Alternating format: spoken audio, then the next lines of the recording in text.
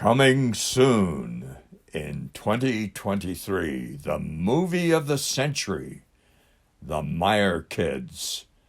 The unforgettable story of 4 children, 3 brothers and a sister growing up in New York City during the Depression years of the 1930s. All 4 children were born in Ozone Park, Marguerite first, and then Richard, Robert, and Peter. Each one being creative in their own way, struggling through trials, deaths, and divorce. This is their story. Marguerite set the pace in our family as an artist. She did this entry for a Draw Me competition when she was 15 years old, and she also did this self-portrait. Later, she did this sketch of Bryant, her boyfriend, that she would marry several years later. She also did some oil landscapes, one of which hung on our dining room wall for years. She started her college career at Bucknell University, but got married before she finished. Years later, she finally got her degree in nursing, which enabled her to take good care of our mother and father during their last years. Richard, the next oldest, fighting a battle with dyslexia as a child, grew up doing art. Well, I was dyslexic, and I had trouble reading. I had a tough time reading for my whole life. From grade school, I took extra classes. High school, took extra classes. College, I took Bonet English, but I kept going, didn't quit. I remember Marguerite, when she was going to school, she had some projects that she had to do in sculpture, and I thought, oh boy, isn't that nice? And I wanted to do what she was doing. Sure. And that's something that's why I first remember it. Yeah, I had too many reading classes. That's why I never had an art class in high school. Starting out with doing a Flash Gordon coloring book when he was young, and then later copying his favorite comic characters and doing sculptures, wood carvings, and building toothpick towers.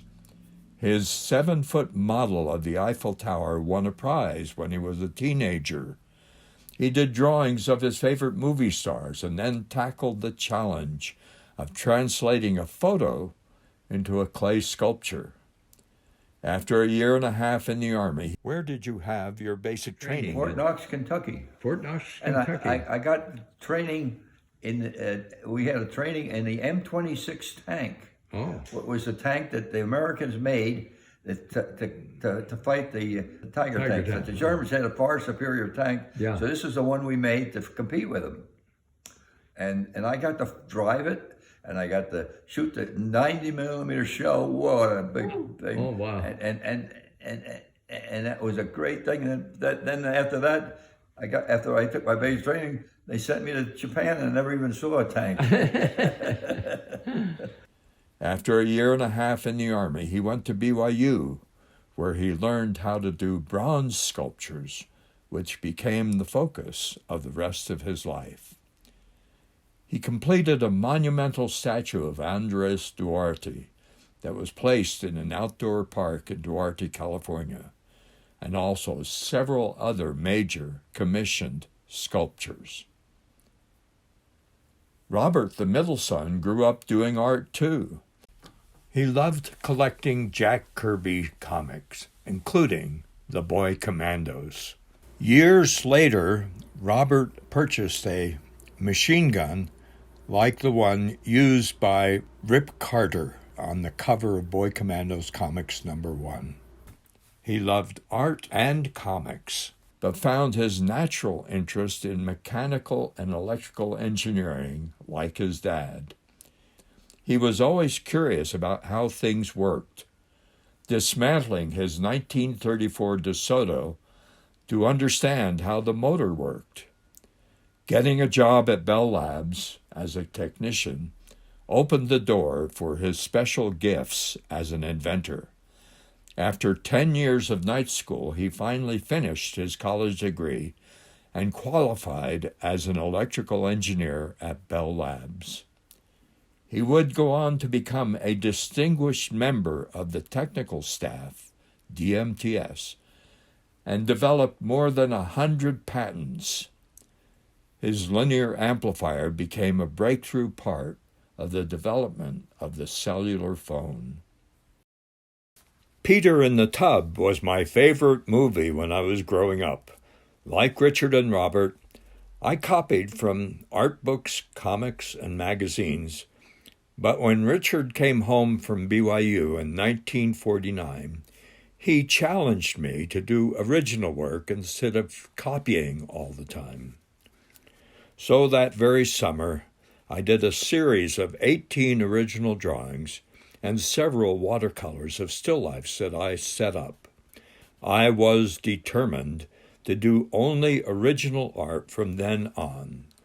Creativity became my standard for the rest of my artistic life. In the 1960s, that led me into the new field of kinetic light art, which I have followed ever since. I participated in an exhibition entitled Lights in Orbit in New York City in 1967. A review of the exhibit in Time magazine included a story and a photograph about my sculpture entitled Transit Orb. Suddenly, I had a national reputation. Marguerite died in 2011, a year after her husband Brian had passed away. Richard, Robert, and Peter have continued their creative production. The rest of the exciting adventures of Richard, Robert, and Peter will be chronicled in the new video, The Myer Kids and How They Grew, which will be released in 2023.